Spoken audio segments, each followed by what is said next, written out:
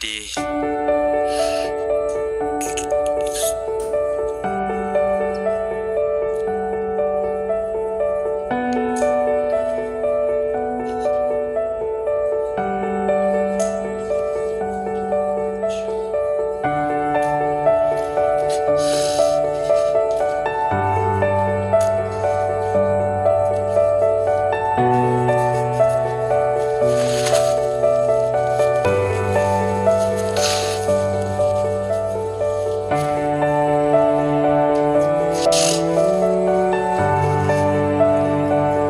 ang mensahe ko sa daddy ko, di,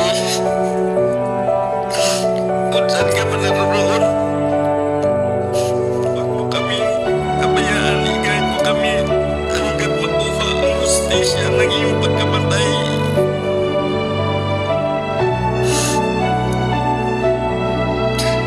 Salamat sa lahat na pinadama mo sa amin nung ikaw ay nasa kapiling ka pa namin bilang ama.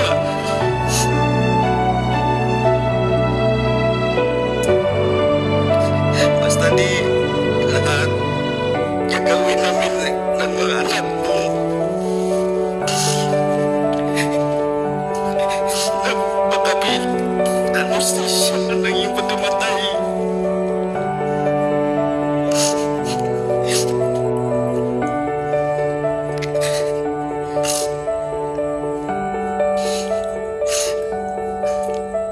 Padayon na lang di sa iyong pagpanaw. Ayaw na kayo una ang nagtapo-tabi mo. Kita ako diyan at namamatay para makuha lang iyong hustisya di mo.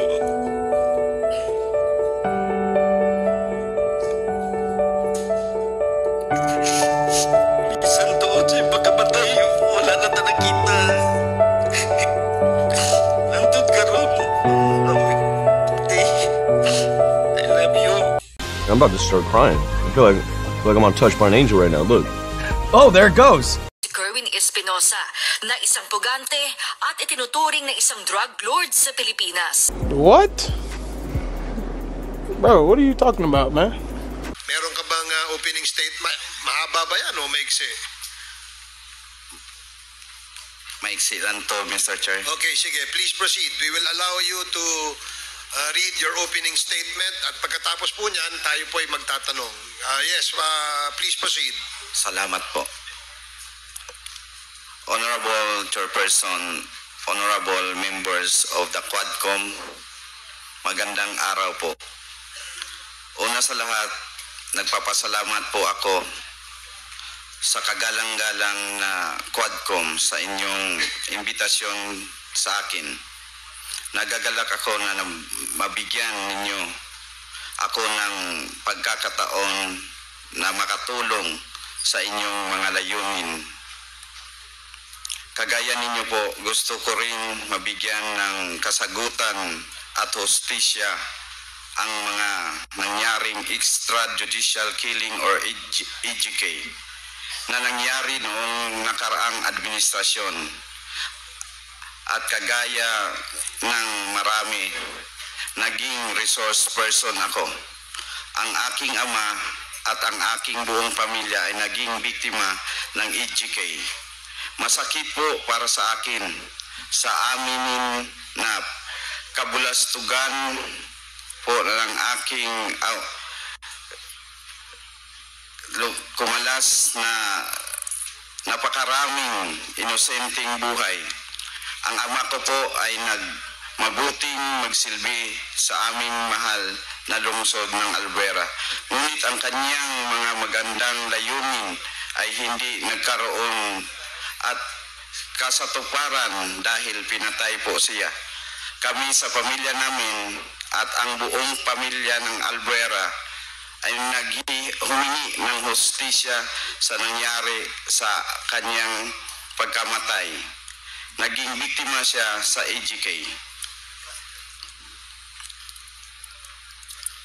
Sana po sa pagpunta ko dito ay makatulong po ako na matuldukan na ang isyong EJK at mapanagot ang mga dapat managot. Matagal na po ang panahon na amin hinihintay at alam ko ang aking ama saan man siya ngayon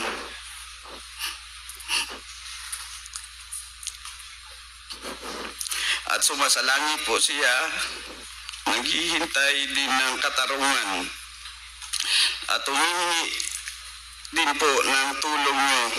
Salamat po ulit sa pagkakataong nakadalo sa pagtitipon na ito na may makakamit namin at atin lahat ang katarungan at katotohanan sa napakasamang extrajudicial killings na nangyari sa ating bansa sa nakaraang administrasyon.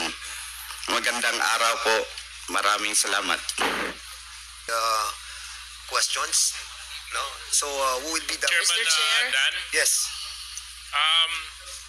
to our resource person, Mr. Espinosa, other than the opening remarks na binanggit mo, meron ako nakikitang sinumpang salaysay na pirmado mo.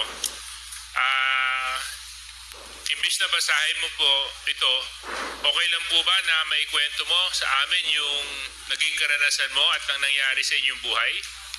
Okay lang po. Mr. Chairman, before we proceed with the query, Yes. no, because I think I just received this affidavit, no? And I'll be asking if the members have already have the copy of this. And siguro, better for him to read the 4 pages affidavit, or are we going to allow him to have an executive summary about this?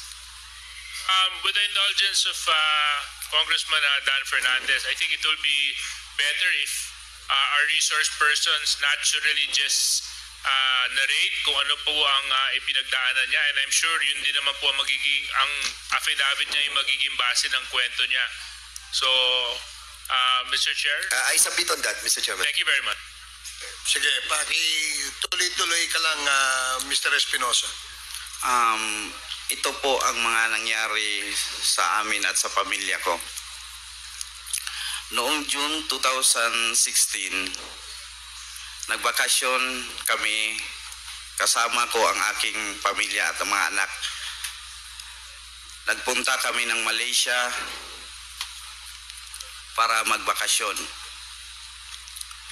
At sa plano ko na manirahan na doon sa ibang bansa at maghanap ng trabaho. Nabalitaan ko na lang habang nandoon ako sa Malaysia, mga last month of July, nabalitaan ko na lang yung papa ko napasama sa narcolist ng ating Pangulo na si Rodrigo Roar Duterte. Nagkaroon sila ng meeting sa kanyang mga abogado noong July at nagresulta na pumunta sila sa Krame hindi para sumurrender. Nagpunta sila ng Krame para humingi ng tulong kay General Bato na ngayon ay senador na po. At habang nandun sila sa Krame, sinabihan siya na tawagan mo ang iyong anak para pauwiin dito sa bansa, para sumurrender din kasi kasali sa listahan ang anak mo, na mas mabuti umuwi siya para maligtas. Pero sa totoo lang, habang nandoon ako sa ibang bansa, hindi sinabi ng papa ko, ng daddy ko, na nag-uusap kami sa telepono. Ang sabi niya sa akin, huwag kang umuwi dito sa Pilipinas. Bahala na daw na siya ang mamatay kaysa ako. Kasi naramdaman niya na may ibang plano at may masamang mangyari sa amin. Kaya siya tumira sa White House sa tinitirahan ni General Bato. Noong Agosto siya pumunta doon. Pinauwi siya base sa kanyang tawag sa akin. Pinauwi siya August 10. Nung umuwi siya, dumiretso na siya doon sa police station ng Albuera. Hindi na siya umuwi sa aming bahay. Habang nandun siya, nagdaan ng mga ilang araw, may lumabas na search warrant doon sa bahay ng ancestral house namin. At yun, sinerve ang warrant, nawala siya doon. At sinerve ang warrant, wala din ako kasi nandun ako sa ibang bansa. Nung sinerve ang warrant, may nakuha daw, may nakita silang droga na 11 kilos at mga baril at pangpasabog. Kaya yun ang dahilan na napailan kami ng kaso. Nung napailan kami ng kaso, yun ang dahilan kung bakit inilipat siya sa provincial jail ng Baybay, Leyte. At ako naman, nahuli, ako naman may warrant of arrest na. Sabi niya, Dong, hanggat maaari, wag ka nang magpakita at wag kang umuwi dito sa Pilipinas. Kasi iba talaga ang pakiramdam ko. Baka isa sa atin ang mamatay. Kasi marami ng patayan na nangyari dito sa Pilipinas. So umiyak yung papa ko sa aming pag-uusap.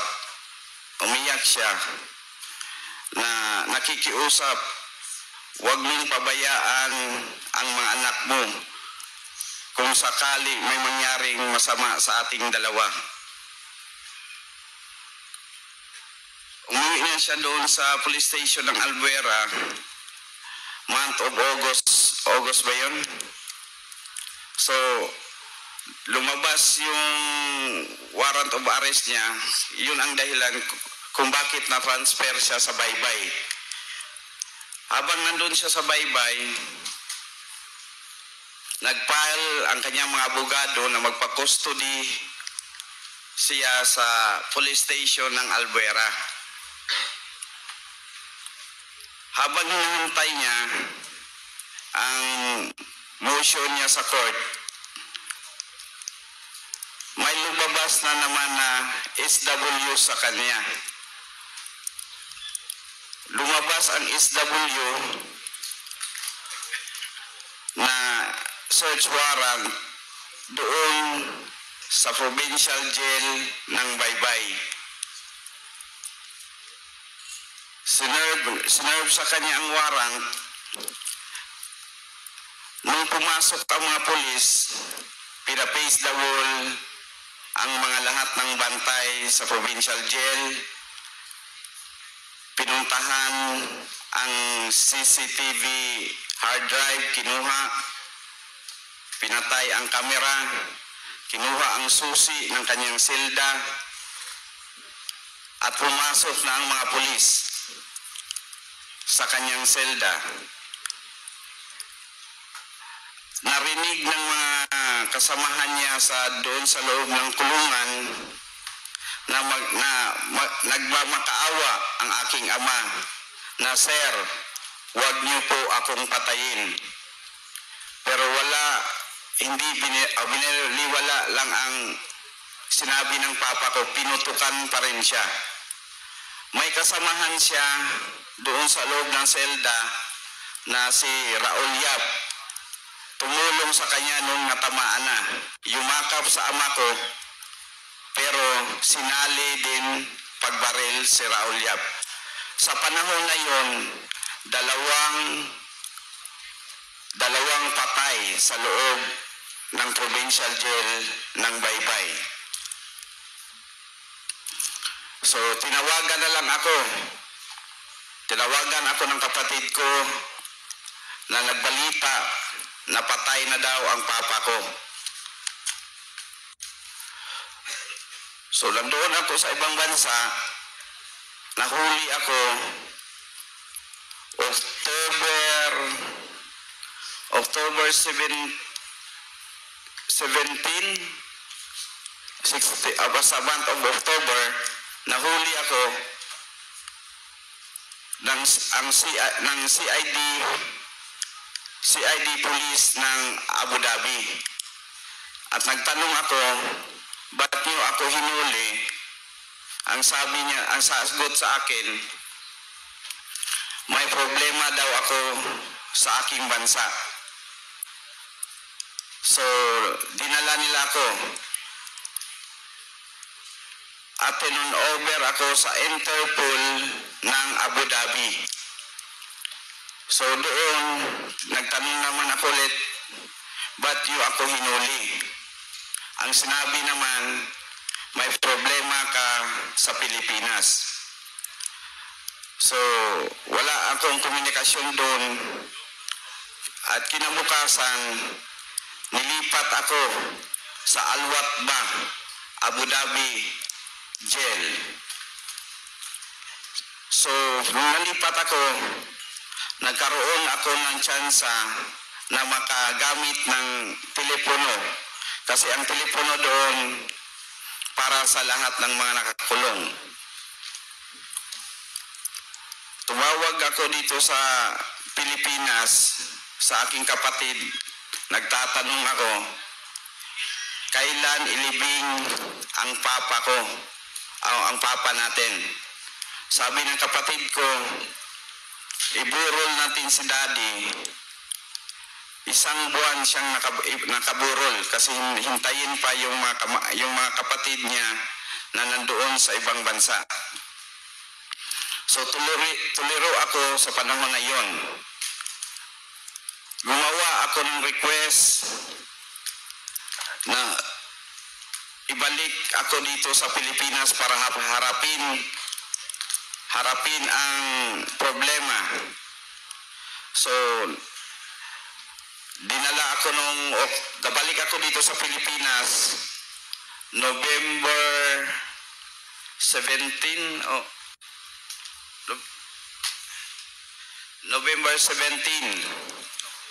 So, dumating ako ng around 11 p.m.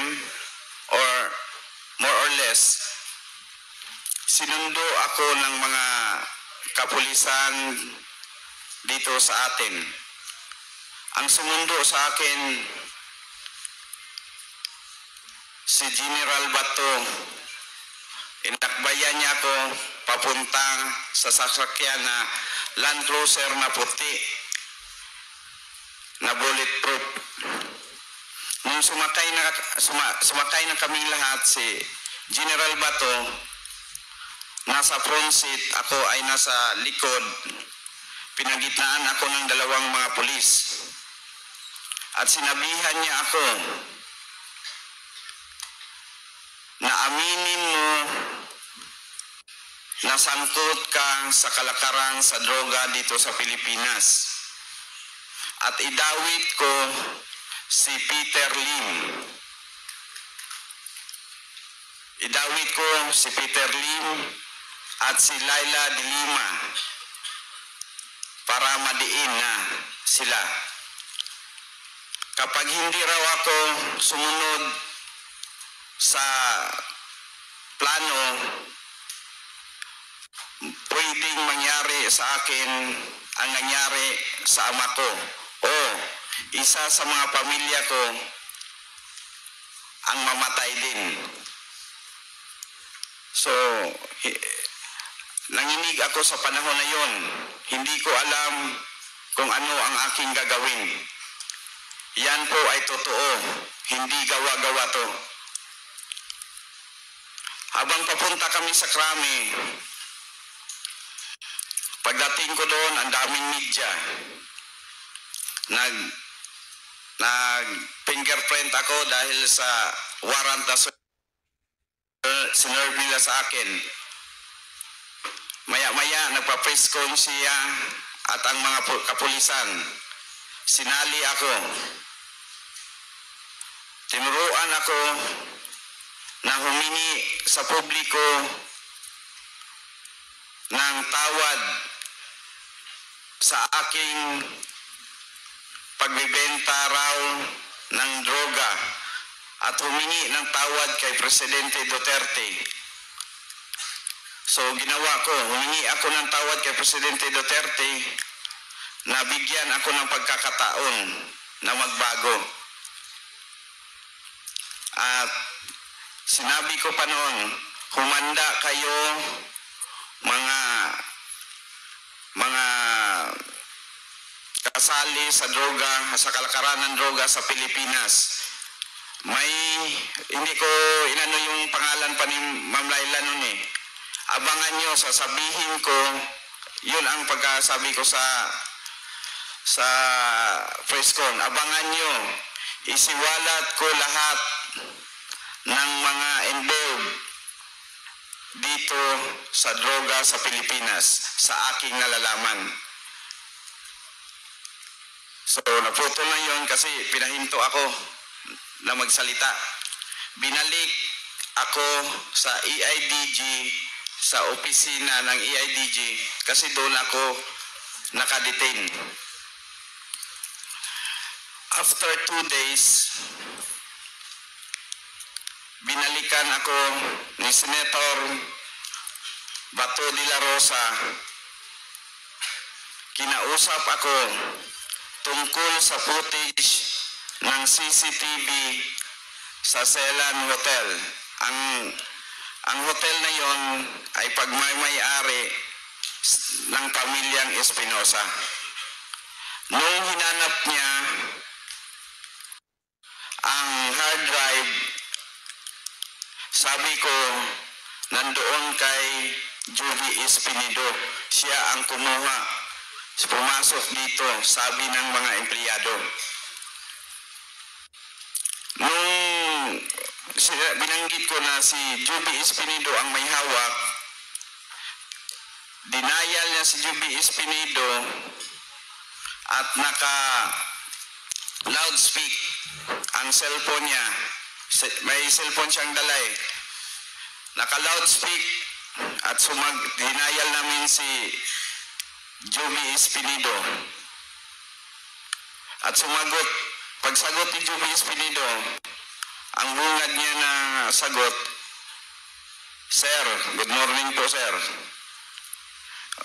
Sinabi ni si Bato, "Joby, sabi ni Kerwin at sa mga empleyado ng hotel, nasa iyo daw yung hard drive."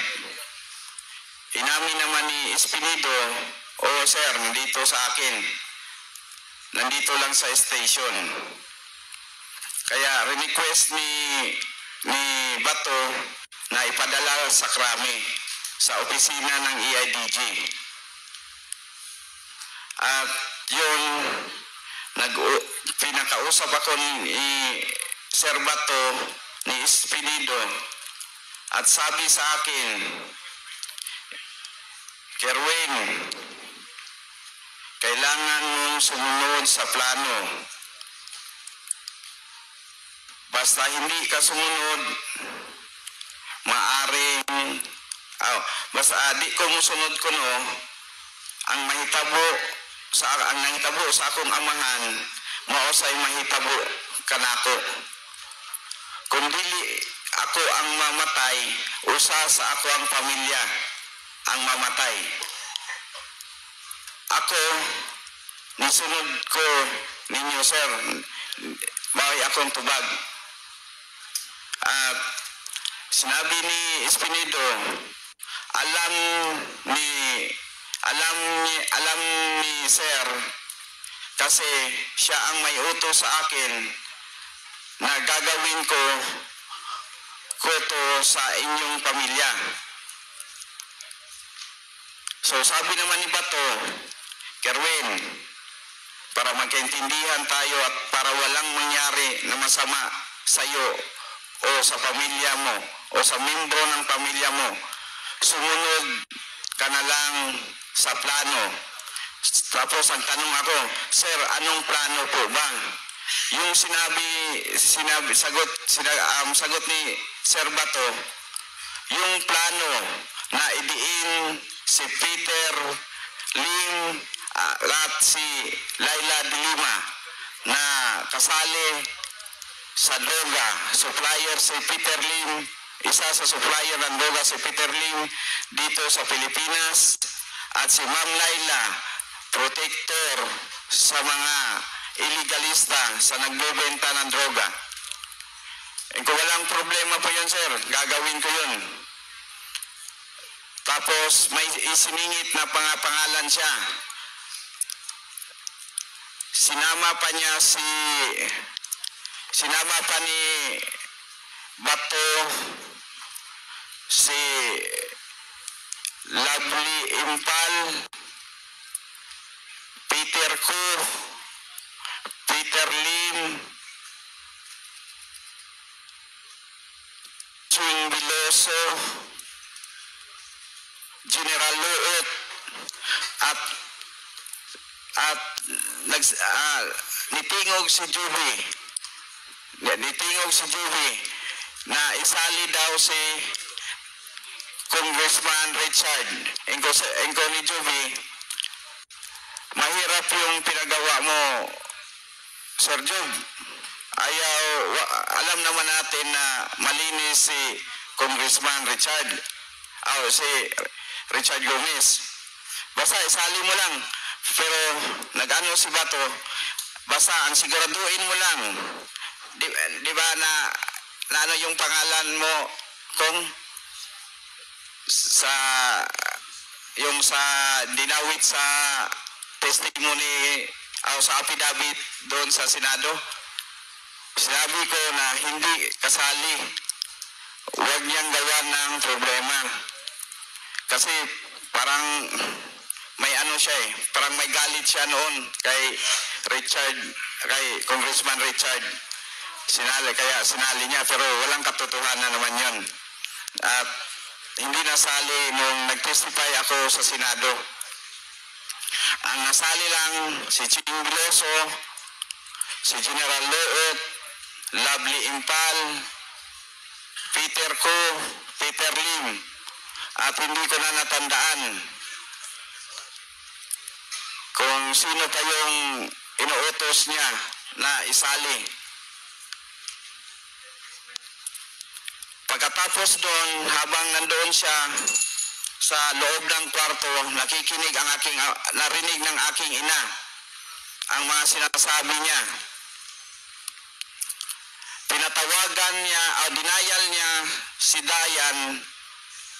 Sabi niya, kausapin mo si Dayan. Ikaw, sino yan, sir? Yung driver bodyguard daw ni Ma'am Laila. Yung driver bodyguard ni Ma'am Laila. Kasi para kami magkasinabot sa magkaintindihan sa gawing senaryo o salita doon sa Senado. Kasi kung nasubaybayan nyo yun, yung kay Dayan at yung sa akin, magkaiba ng date. Magkaiba ng pizza. Kaya sabi niya, mag-usap kayong dalawa, ayusin nyo yan. Kailangan magtugma ang mga pizza na nagkaroon ng tanggapan ng pera, drug money, sa dampa at sa mga lugar. Kasi nagkalain ang amuang istorya ni Dayan, Mr. Cherry. Magkaiba ang inyong kwento. Oo. So, kinakausap kami sila yan, nag-away pa kayo, nag-alis pa mi. Ingko, Dayan, tarungon tani kay, kung masipya tani, patay na gyud tani, luoy kayo atong mga anak. So, Mr. Chair, point of order. Yes, Congressman Suarez. Some of us are not as eloquent as you are when it comes to Bisaya. Maybe a colleague of ours can translate yung mga Bisaya terms na binanggit ni Kerwin para mas maintindihan po natin yung mga sinasabi niya dito po sa hearing. Sige, ulitin mo ulit yung sinabi mo, Mr. Espinosa, at itatranslate ko. Mr. Chair, Tinawagan namin si Dayan kasi nahuli na si Dayan. Tinawagan namin ni General Bato sa panahon na yon. Tinawagan namin, tapos sabi ni General Bato, ayusin nyo ang statement, tarunga ang inyuhang statement nga magkatugma ang pizza at ang area kung saan nagkaroon ng pagbigay ng pera at pagtanggap ng pera. Kasi magkaiba ang aming sinasabi. Sige, dahil magkaiba yung petsa at saka yung lugar ng kwento ni Kerwin at saka kwento ni Mr. Dayan, ang instruction sa kanila ni General Bato ay mag-usap sila para ayusin at magkatugma-tugma yung mga detalye ng kanilang narration. Sige. Para Comparing Mitchell Gomez and then he said another Congressman Richard. Is there another congressman? I mean, is there a third person or is just the same that because at that time Richard is still a mayor. hindi pa po, excuse me, hindi pa po congressman si Mayor Richard noon. Panahon na yon, mayor pa siya sa Ormoc. So two Gusto- person lang. Yung Point of sinabi mo order, kanina, Mr. Chair. Richard Gomez that's Okay. the same person. Okay. So, are you satisfied with the reply of Mr. I think Espinosa? he's just referring to two person, Ching Biloso as the congressman and the referring of Congressman Richard is the same as Mayor Richard Gomez, but he's still not a congressman at that time. Sa katong panahon na dili pa siya congressman, si Congressman Richard, mayor pa ng Ormoc. Okay, thank Di you. ba, Okay. ikaw, siguro mismo ikaw, nabasa nimo ang affidavit nga gipangpapirmahan ni Joby sa mga tao nga nagtrabaho sa AMOA? Nga gipugos. Mr. Chair. Sige, Ay, you can, dire-diretso ka na lang. Mr. Chair. Please refrain from asking. You will have your time later unless a point of order is raised. And that is the only time that the chair will recognize you. If indeed it is a point of order. May I know what is the point of order, Congressman Abante? First of all, I think that Mr. Espinosa should always address the chair before he speaks, and that he ought to let the congressman finish his statement first. So, may I also request, Mr. Chair, that before any questions can be asked, that Mr. Kerwin would be able to finish his narration. Okay, let me remind again the members present that the ground rules that we have set for the Quadcom hearings is number one, we cannot interrupt our resource persons. Number two, no interjections will be entertained. And number three, if you wish to interpolate and ask questions to our resource persons, please signify your intention by asking the COMSEC to write your name in the list. As of the moment, we have a list of those who wants to interpolate Mr. Espinosa pagkatapos po ng kanyang salaysay. So, we will now proceed. Please, mahaba pa ba yan, Mr. Espinosa? Mahaba-haba po to kasi hanggang katapusan, hanggang sa nagburol si Daddy. Yung nasa krami po ako, Mr. Chair. Sige, Pero maiksi na lang to. Sige, pakibilis mo lang. At every time you will answer, you address the chair. Yes. Okay, sige. Maraming salamat. Pasensya na po, Mr. Chair. Yun. Nagkausap kami nag-usap kami ni Dayan, plinansya namin yung dapat naming sabihin sa Senado para magtugma ang mga lugar, pizza, at kung ano pa. At pagkatapos nun, kinausap ako ni Sir Bato. Yun na ang ilagay mo sa affidavit na kukunin ng mga PAO lawyer. So, after 2 days, nandoon na yung mga PAO lawyer. Kinunan na ako ng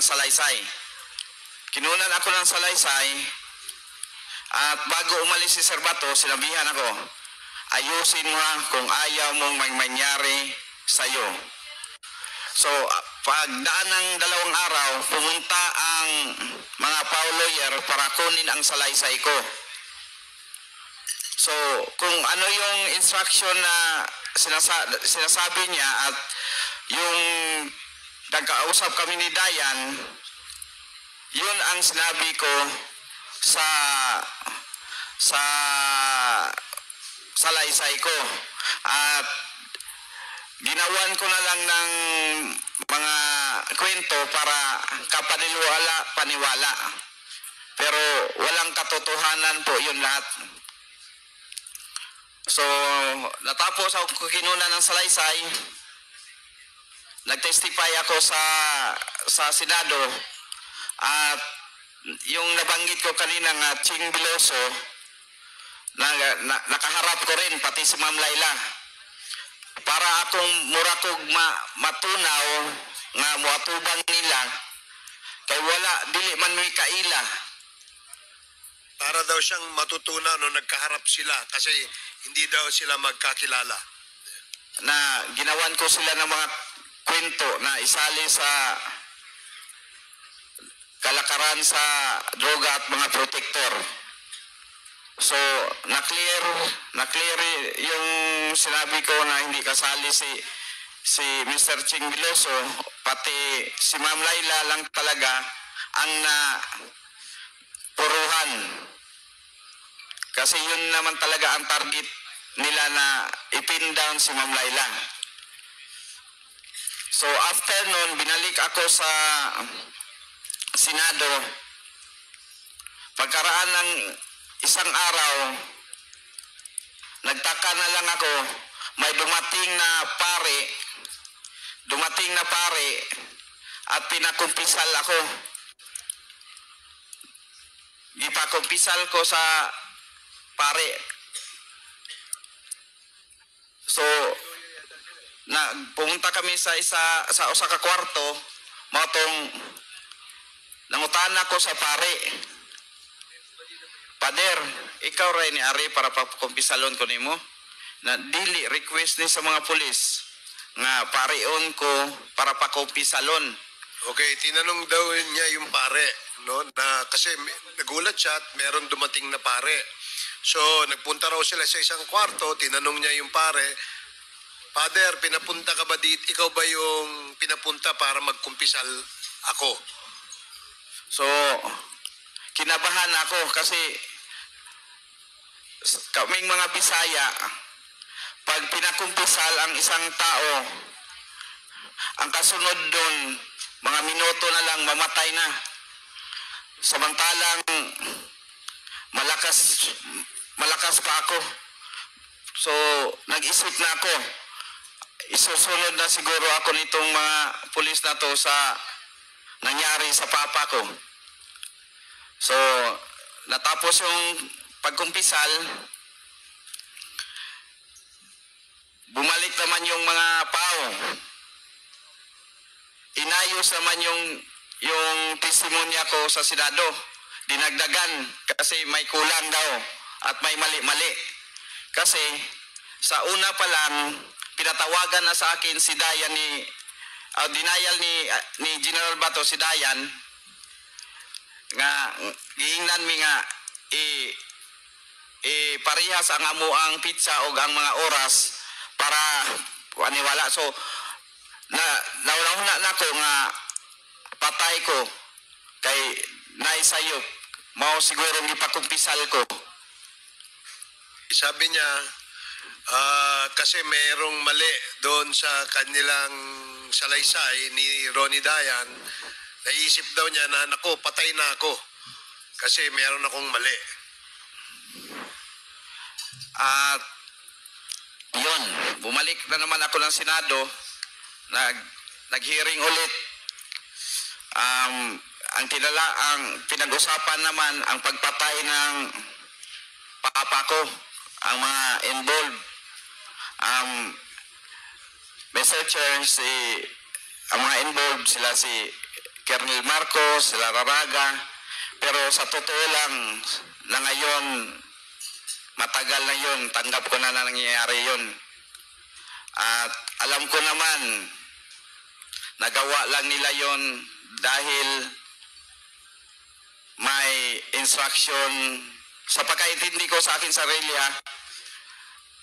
may inutusan lang sila, instruction galing sa taas. Kasi magkaibigan kami ng mga pulis na yun eh. Siguro wala silang magawa dahil utos. Kaya nagawa nilang yung operation na yun na ipin down ang papa ko. Pero, Mr. Chair, please allow me to...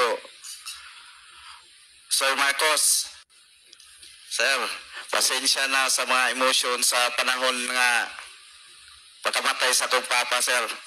Nakarealize ko nga sa akong kaugalingon, kamong tanang involved sa operation ato, naka-realize ko nga nisunod rasulod siguro mo sa instruction sa taas ninyo. Okay, dali lang. I-translate muna natin. So, ang sinasabi ni Mr. Espinosa, humingi siya ng dispensa kay Colonel Marcos. Opo. Dahil alam naman daw niya na sumusunod lang si Colonel Marcos doon sa mga superiors niya, kung kaya nangyari yung sa papa niya. So sige, please continue. So, tanggap naman natin kahit anong gawin ko pa. Patay na yung papa ko. At ang hangad ko lang kung bakit ako nagpakita dito sa Quadcom, nagbaka sakali ako na makamit namin ang hustisya ng aking ama nung siya ay pinatay sa loob ng kulungan. So nagharap-harap kami nila Sir Marcos, nila Sir Laraga, pero sa panahon na yun, nadala lang ako sa emotion, kaya kung napansin nyo, iba ang pananalita ko.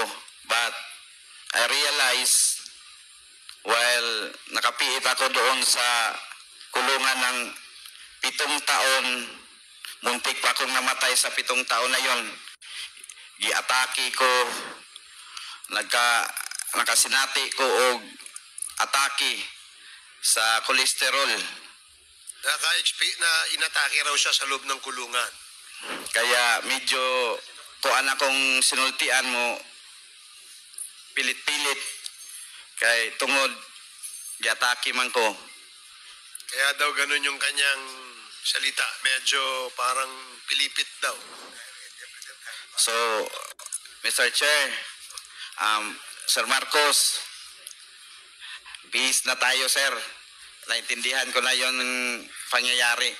Siguro sa sariling opinion ko, you're just following an order. O may tao sa likod mo sa panahon na yon. Mr. Chair, can we remind the resource person to address the chair on all the answers that you wanted to Bago ka pumunta sa ibang tao dito, magpaalam ka muna dito sa opo. Okay, tapos ka na ba? Tapos okay, na. sige, okay. So now that he has already concluded his statements, Meron ho tayong listahan ng gusto pong magtanong kay Mr. Espinosa. And number 1 on the list is Congresswoman Jinky Luistro. You are now recognized. Thank you, Mr. Chair. Before that, just a reminder, every member who wish to interpolate will be given 5 minutes. 10 minutes, I'm sorry. Yung 10 minutes na yon, hindi ho kasama yung reply nung sasagot. So, and no interjections. Let me reiterate that there are no interjections dito para magkaroon kayo ng enough na time para makapagtanong. Congresswoman Luistro, you're now recognized. Please proceed. Thank you. Can you please confirm if you are the same Roland Eslabon Espinosa, aka Kerwin? Kayo po ba ito? Opo, yes po, Your Honor. And do you confirm the truthfulness of the contents of this affidavit? Opo, Your Honor. Hindi po ba kayo tinakot, binayaran, pinakiusapan, pinangakuan para gawin ang salaysay na ito?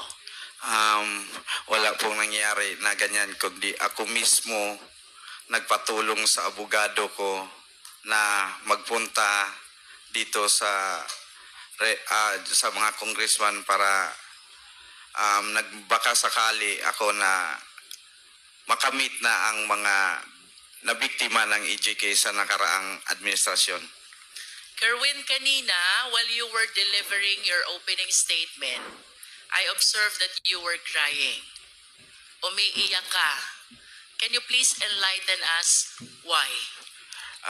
Kasi sa panahon na nandun ako sa EIDG na nakaburol ang papa ko, humiling ako sa mga pulis doon na sana pagbigyan nila ako na makauwi.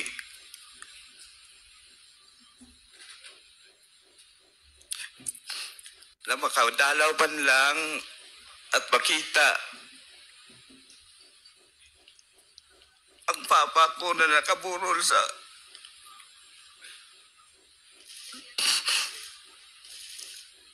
Kerwin, of course, you believe that your father, the late Mayor Espinosa, is a victim of ruthless killing. Is this your position, Kerwin?